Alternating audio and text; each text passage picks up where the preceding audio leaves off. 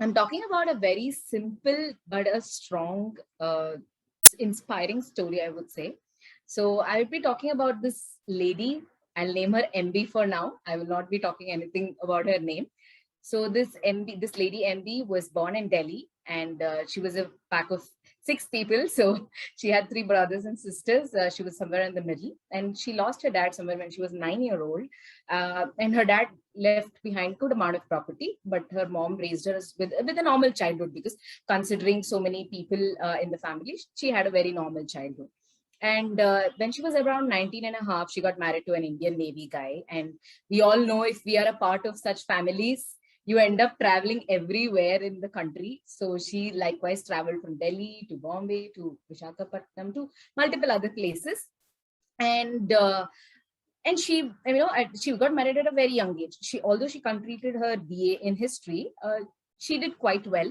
And she also became a mom somewhere around in 1965, I believe. And then post another 8-9 years, she gave birth to her second son. And since her husband was most of the time away, it was very difficult for her to just while away time with kids growing up. And she was not someone who was fit into this place. MB was not someone who was fit into one place, or she did not like a job where she had strict rules. Something that she really loved doing is designing clothes. As women, if we go back to maybe 1960s, 70s, we would see women maximum cooking, or just taking care of kids, or have a regular life. But she did not enjoy any of this. So she had a very strong will of designing clothes. And when she started, and when the kids grew up, she thought of doing something that she's really interested in. And since she enjoyed it, she experimented few of her saris, and got block prints done and all of that. I'm sure women would relate to this. But yeah, her husband was not someone who would get involved in this, but he was okay about his wife being in the his wife being a part of the business that she wanted to take it. So that way, her husband helped her to pick an 8,000 rupees loan back then from Syndicate Bank, and she invested that to buy a good amount of fabric, and also a tailor who can make the design that she had in her mind. And she started selling them at her house with a very reasonable price of 200 rupees. And imagine, guess, with that 8,000 rupees investment, she made 3,000 profit. And I had been in that place. My first profit, I will put it to the God. I will buy something for my family. I'll buy something for my son. All that would have come in that mindset. But then no, what she had in her mind is to reinvest it. So she did not think about what I need to do with that money, but she wanted to know how that can multiply. And over time, the customers that she had became friends. So they used to sit at her place in Mumbai. She rented a flat and she stayed there. And they came over for chai. They didn't really come over for buying initially, but then they became such good friends that they started buying her designs. And over time, it actually became a huge, she started earning more, and her biggest advertisement was word of mouth.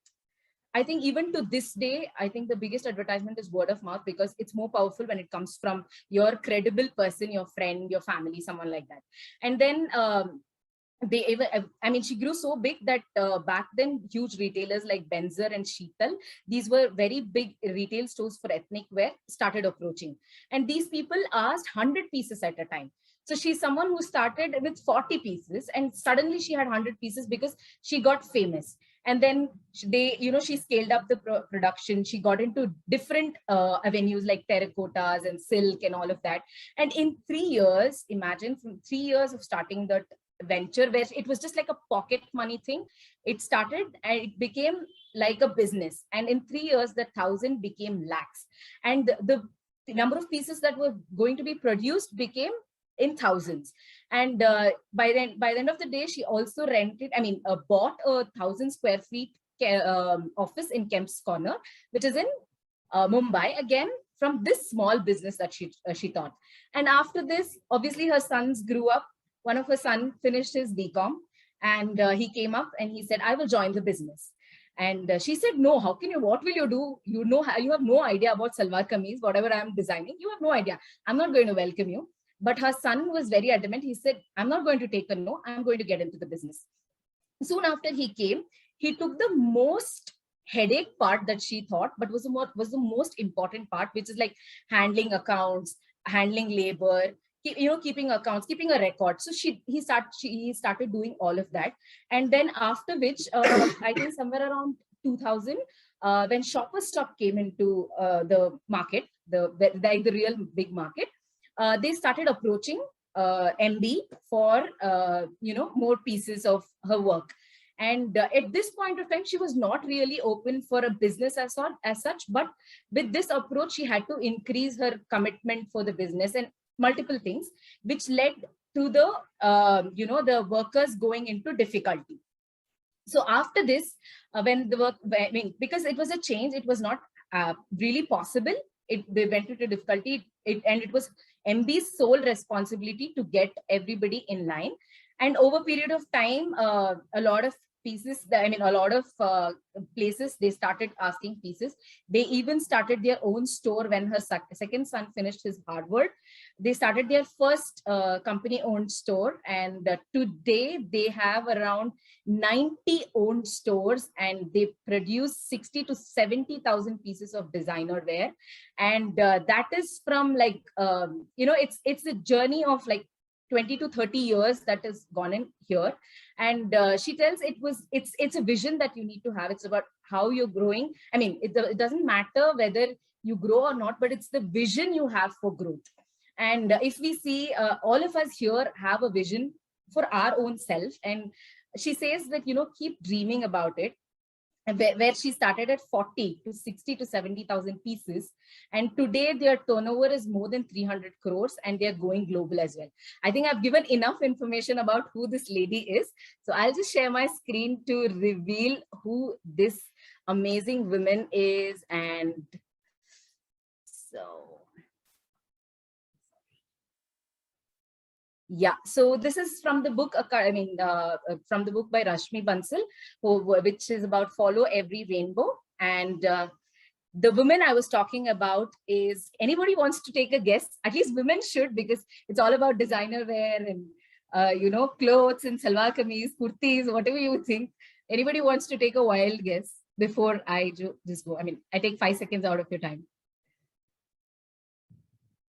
Okay, that's Meena Bindra for you, and that's Biba. I think we've all heard so much about Biba, but we didn't know the amount of simple story, the amount of inspiration she had with a simple story. So if you passionately want to do something, then do it. Everybody has the potential and capability. You must, and that capability, you must never feel, hum to nahi kar sakte. No, please, we all can do it. So live a dream that you want to share it with your future generations. And yeah, that's what I wanted to share. Thank you.